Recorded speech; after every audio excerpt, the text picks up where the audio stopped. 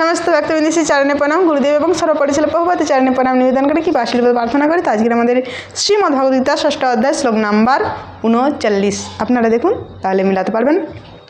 एतन्मयि संशय कृष्ण छेत्तुम अर्हसि अशेषतः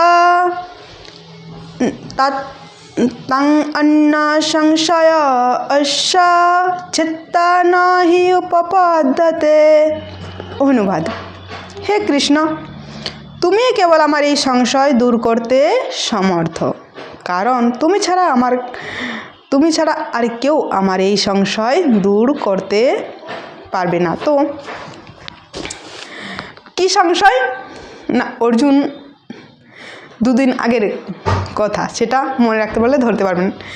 অর্জুন বলেছিলেন, ভগবান বলেছিলেন বৈরাগ্য এবং অভ্যাস এবং বৈরাগ্যের দ্বারা মনকে সংযত করতে হবে। অর্জুন বলেন ঠিক আছে অভ্যাস করব আমি মনকে সংযত করার, কিন্তু যদি না হয় মন সংযত না হলো, আপনার মতো মহারাজ হতে পারলাম না, তো আমার সংসারও হলো না এবং সংসারের সুখভোগ হলো না এবং আমি ভক্তি করতে গিয়ে পূর্ণ সিদ্ধিও আমার হলো না, তো আমার কি হবে?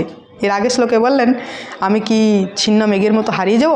মেঘে যেমন কালো মেঘ কোথায় মিলিয়ে যেতে, সেরকম কি আমি মিলিয়ে যাব?